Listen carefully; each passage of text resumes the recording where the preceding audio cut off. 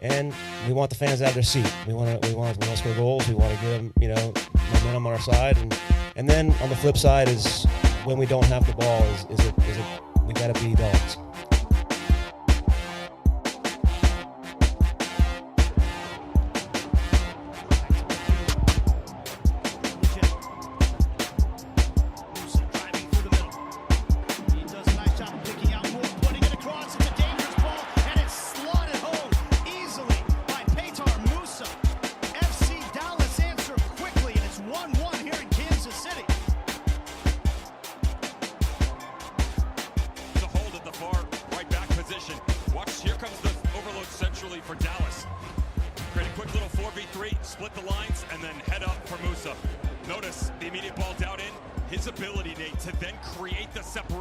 On the back post run.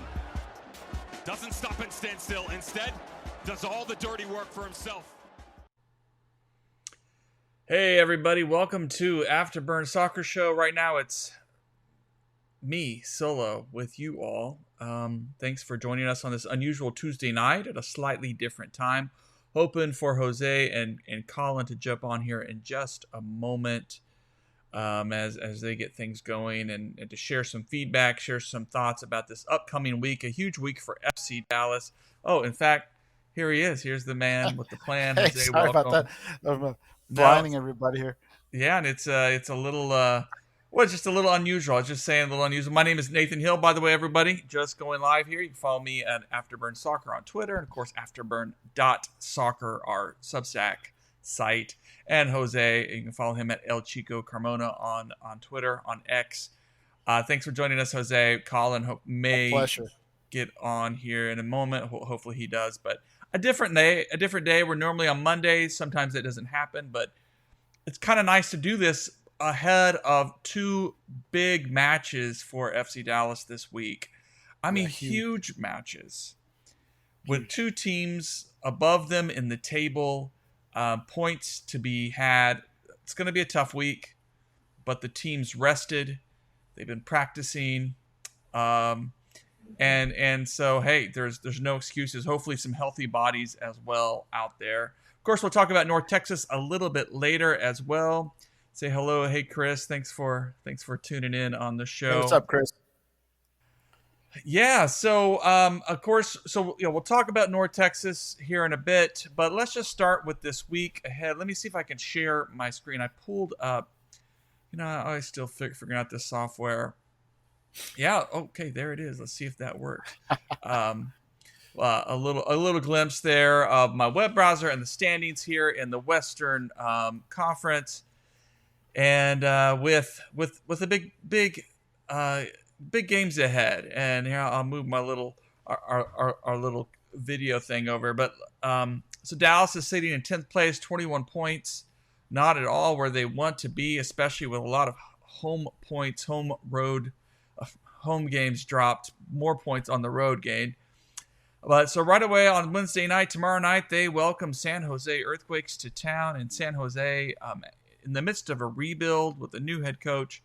Actually surprising a lot of people, are playing well, certainly have dropped some games themselves, but are able to score goals, and sitting just 2 points ahead of Dallas. So Dallas comes out, they get a win at home tomorrow night.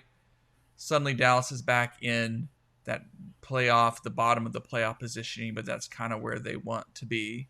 And then on the weekend, it's San Diego coming to town for the first time in their franchise history. And FC Dallas has a little revenge work to do after getting drubbed 5-0 in San Diego. But look at where San Diego is. They are not a joke. They are a well-put-together team, a well-coached team, almost catching up there with Vancouver Whitecaps, who have been running away with things for the first part of the season. But hey, credit to San Diego for a great roster, great players, great performance. It's going to be a tough one this weekend, but that's what we're looking ahead to. So it could be 2 home wins, and suddenly Dallas is at 27 points, and they're flirting outside of that top 4, top 5. I know there are other teams playing too, but there's possibilities to make up a big swing of ground here in the standings. So let's just start with this Jose, how confident are you feeling about this team getting, having a lighter June, getting rested, getting some healthy guys going, getting some extra practice, even maybe some time to lighten the stress load a little bit. How confident are you feeling going into tomorrow night's match against San Jose for FC Dallas? Not as confident as I'd like to be. I mean, with FC Dallas home form being abysmal, and San Jose and San Diego both coming in red hot. It's.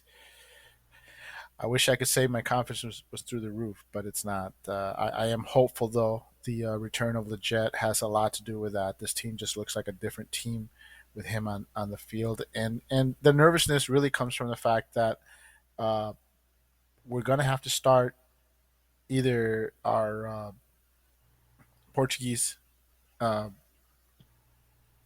rookie center back, or we're going to have to start Abubakar next to Biaga. So that's right there. That's what has me concerned. Is yes, the kid looked good, but he's still a kid. He's going to be playing against better opposition, and then you got Abubakar, who, let's face it, that he looks great for stretches of the game, but is known for his blunders, and he may only do one or two the entire game, but they'll be costly, and so that's one of those two have to start.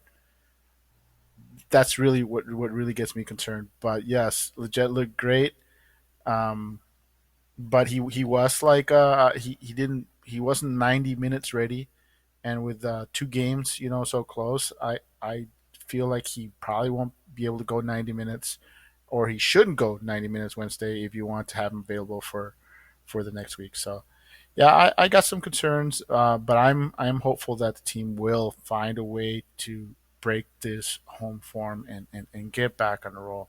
And honestly, if they can do that against these two opponents, they'll be sending a message that, hey, we are legit. Because let's face it, with their road form, if they can get that home form straightened out, then we go from being a team fighting to get to the playoffs to a solid middle of the table team, and solid middle table team is a playoff team. Yeah. Well, I don't know if we want to read into this too much in the tea leaves, but Augusto Alvaro was featured in the pre-match media video availability. So they interviewed him for it. Of course, they're all in Portuguese. It's hard to translate on the channel for us, but might be a little hint that they're feeling good. He's had some good practice, and he's going to feature in some way. Of course, I don't want to read too much into that to suggest he's going to start, or anything like that. But no, but yeah. You have to feel that he's in for some minutes, whether he starts or not, because of the the short turnaround between the games, and you're going to want to keep your backline fresh. So even if he doesn't start, they're going to have to give him minutes to give the other guys some rest. So yeah, I think if he doesn't start, we'll still see him off the bench at some point in one match, and who knows, maybe in both. Maybe he's given a start, considering the team looked really good, so they might try to roll out the same lineup. If that's the case, then I could see him starting. Yeah, might want to build a little consistency off of that. Well, here really quick, let's jump over. I did pull a couple of clips from the pre-game media stuff. Here is Bernie Kamungo talking with Edwin Pintor, the nice FC Dallas media guy, friend of the show. He has a little funny slip up in language that I wish he played with, but just a little clip about how the team is looking at these home games, being rested, knowing what's ahead. Yeah, definitely. As you can see, we just finished training, so we're working to make sure we win every point at home. So, yeah, we're excited. I'm sure it's going to be a lot different now because everyone is angry. I mean, hungry. Everyone is just ready to win every game. Everyone is angry, hungry.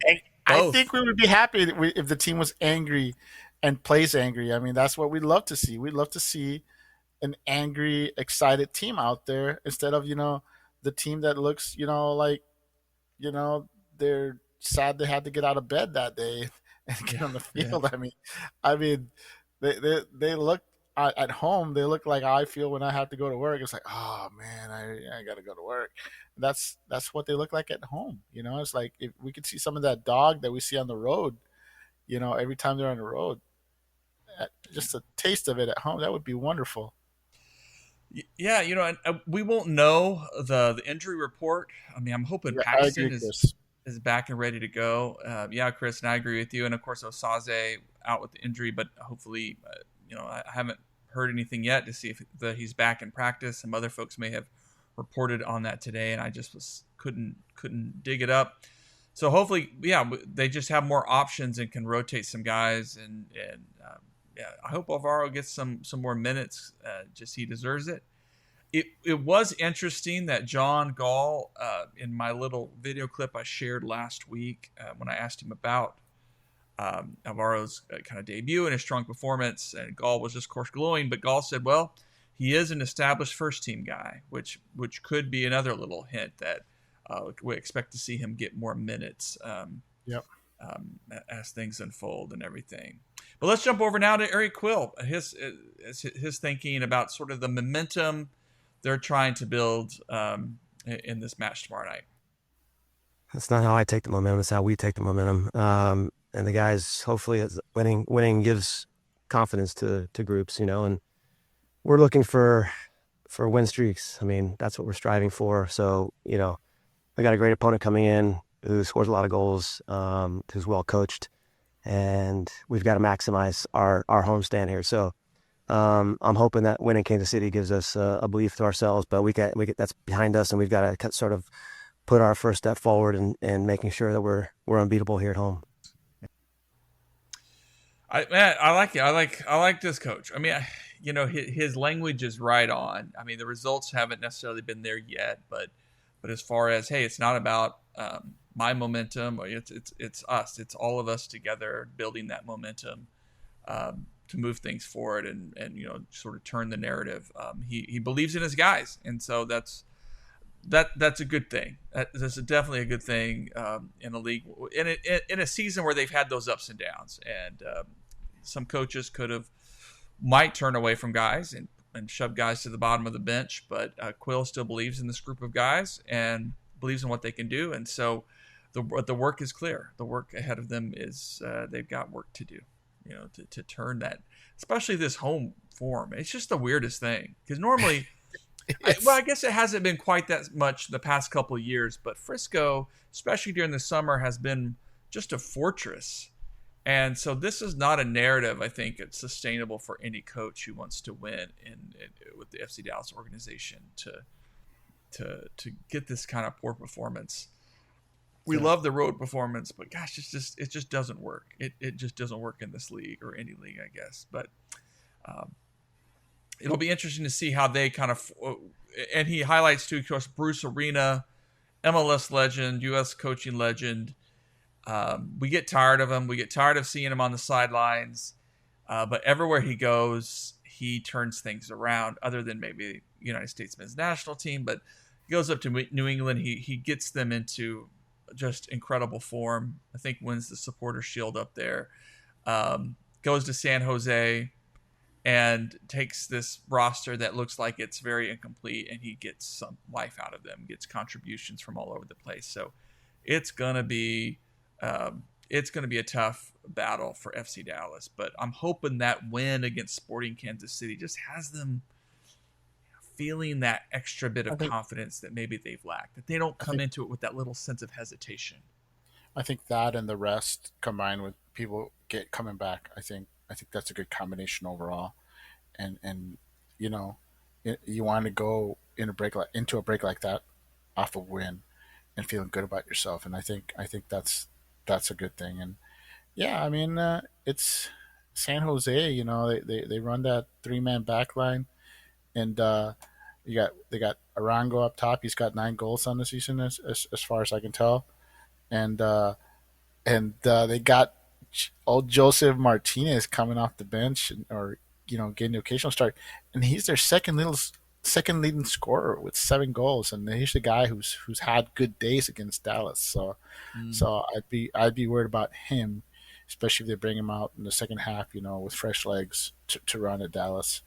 Yeah, the defense needs to basically uh, find its footing early and keep San Jose from scoring. Only one loss in their last 10 matches, Mm. and that was against St. Louis like 2 games ago.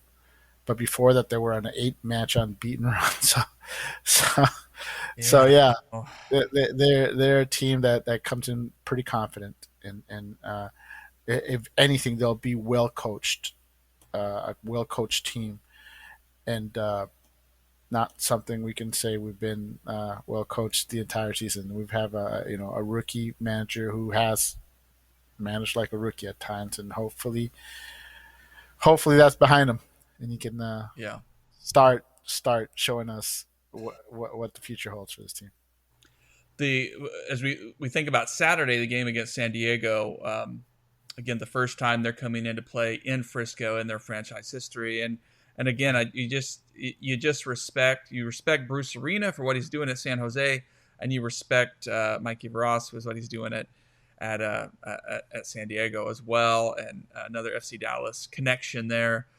But in their inaugural season, to be in contention like this is just a phenomenal work. It's an entire organization. But only positive thing, too, about that is while, yes, it's a 2-game week for FC Dallas, both games are at home. San Diego is flying up to Vancouver, and then we'll fly down to Dallas. And so that might boost FC Dallas's chances a little bit, especially if they can get a win tomorrow night, feeling extra confident and really kind of zap those San Diego legs in the Frisco heat. So might be something that we want to watch for, which has been fascinating, by the way, Jose, with this Club World Cup going on, and the number of European teams complaining about the heat, and it's like 80 degrees. You're like, yes, it's a little ridiculous, really. Come on now. But it's the European teams. You don't hear any of the South American teams, right. Or Mexican teams complaining about the weather. They probably think it's, gorgeous outside. So, I just say it's only, and mind you, it could just be that they're using this excuse for their very poor performance. I mean, you would think MLS, and only getting one team into 16 would be a big talk since they host. But let's face it, there was no expectations on MLS to even put a team into the knockout. So the fact that the European clubs are struggling and being eliminated and complaining about the heat, it just looks bad on them. It makes them look like they're coming up with excuses.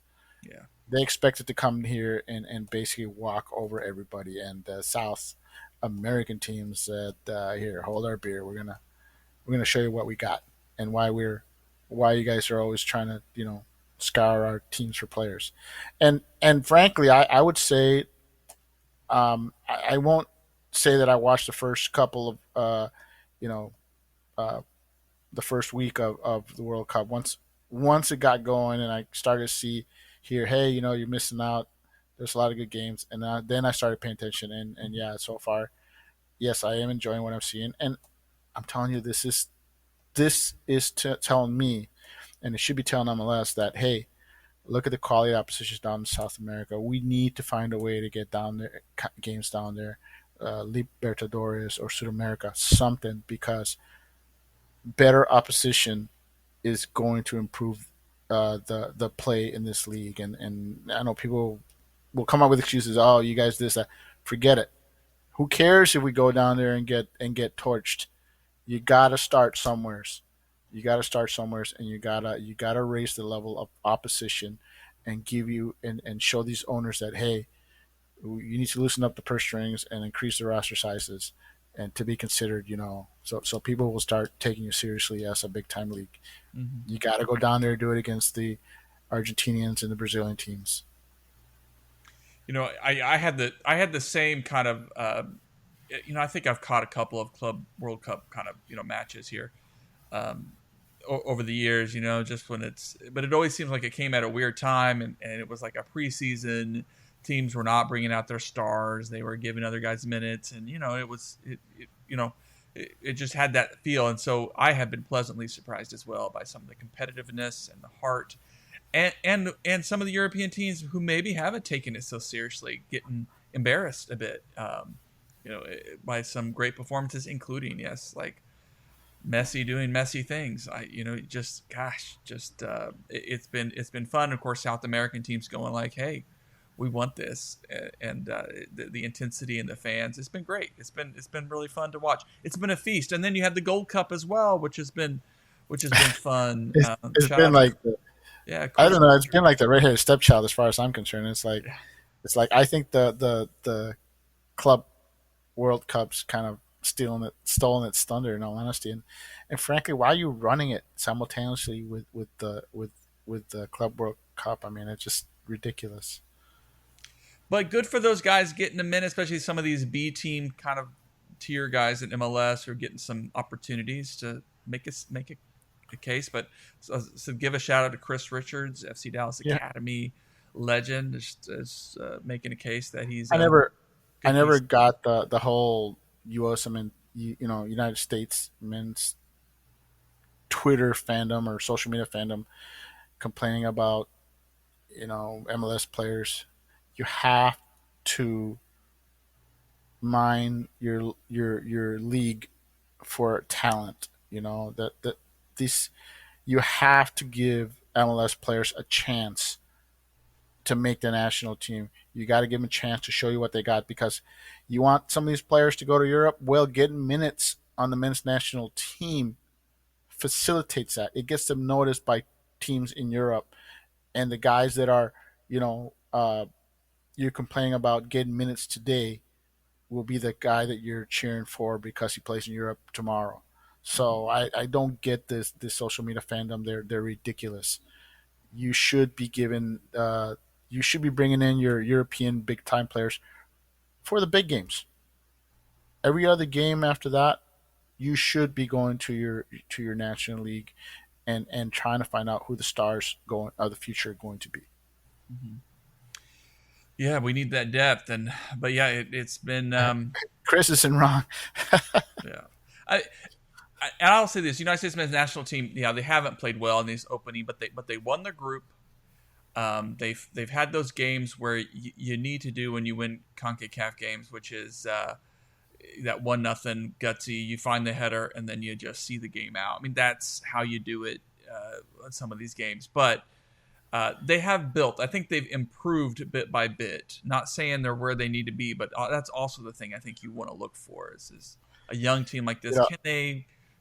Can they endure the mistakes? Can they grow? Can they get a little bit better? And let's see how it comes out. Though I'm not holding my breath. That we'll see. One funny thing that I've gotten from the U.S. men's national team, the way they're playing and stuff is, and I don't know where I heard this, and I heard it multiple times, was basically people saying that they're looking for the team to find their next Pirate of the Caribbean, because that was, let's face it, that was started as a moniker to insult Jesus, but let's face it. You should have a player like that can torch these teams that you're supposed to torch. And instead you're seeing our forwards struggling and looking miserable at times. And you're like, you got a guy like Jesus who's proven that he can torch teams like this. Okay, if you're not going to bring him, you need to find out who the next guy is, because those guys have their usages. Mm-hmm. Even if you think that they're not going to help you in the World Cup, there's players that'll help you win these tournaments. They don't have to be your star going forward, but you need to know who your number 2 team is, and you need to have your guys that can come in and give you valuable minutes, even if they're not going to start for you in the big games. And I think that's something that people don't appreciate is there's players to be had like that, whether playing in MLS or Liga MX or some smaller league. Give those guys minutes. See if you can find that guy. See if you can find that next Pirate of the Caribbean that hey, laugh about it all you want, but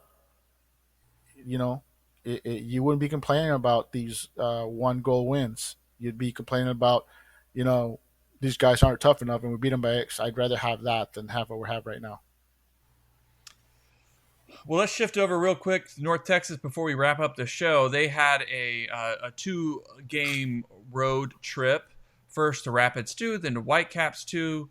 And really the Rapids 2 game, especially after 2 losses, was at least was positive. There were lots of positives. It was a draw, and then they kind of carried the momentum. North Texas did, and won the penalty kick shootout. Big credit to Sam Sarver once again, just really playing well and being confident, and kind of setting the tone that the team needed.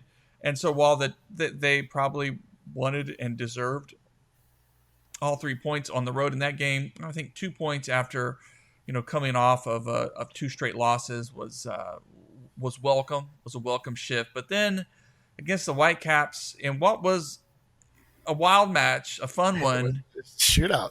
Yeah, shootout. A late goal sent the Whitecaps up 4-3, and unfortunately, North Texas did not get any points and felt pretty disappointed in that, pretty frustrated. At least a point. They felt like they should have had at least a point, but it comes down to those individual defensive mistakes that head coach John Gall keeps calling out. Just those moments with this young team. It's just not present enough, not locked in enough. Learning moments. So disappointing. Really quick, let's jump over to nice little highlight there is Josh Torquato getting his first goal. Here's some media that a little video that the North Texas team shared today on their Twitter. Last one. Yeah, it was a good shot from Tony, and luckily I was there to follow it up and just tap it in, and it was good that I got to put the team up 1-0 and help us in the game. And that was pretty much it. Was a simple goal, but I was glad to make my first pro goal. That's it. Congratulations, Torquato, not only getting his first senior team debut, but then also his first goal for North Texas. Nice positive moment for the youngster that we hope to grow. I mean, I'm of 2 minds about these 2 matches, Jose. On one hand, 2 away games in a row, you're probably going to lose one. It's just hard. It's just hard in any league and being on the road for that long.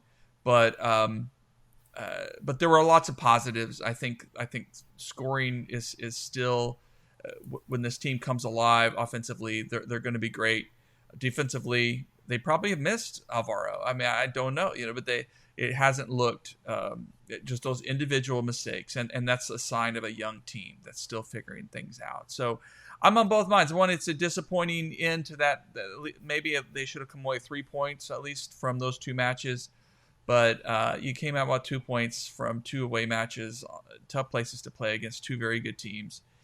Maybe it's not so bad. Maybe you take your lumps and you keep trying to build for a strong finish to the season. What were your thoughts on this? I mean, it's just middle of the season, and this team, they played a lot of young players. They're missing players that are helping the senior team. It's growing pains. I didn't see anything that would make me panic. I mean, I don't expect them to return to to defend their title this year, but I think they are right where we thought they'd be, right in the middle of the playoff chase, and having their ups and downs. And you know what? They're an entertaining team to watch, and that's it gets me excited to watch them win or lose. They're always fun to watch, and I have no complaints about those losses. I watched that 4-3 loss, and let me tell you, man, that was the only thing I didn't like about that match was the commentator. he had a very slight bias for the home team, and I mean he was doing his best not to show it, but he had just little snide comments like, North Texas, you see their players hanging their head down after that goal, and then North Texas goes back and scores a goal quickly. And it's like, come on, man, don't be doing that stuff. They're not, this game, no team on either side's hanging their heads. He was just making little comments like that. They were just kind of like, come on, man, you're doing so good.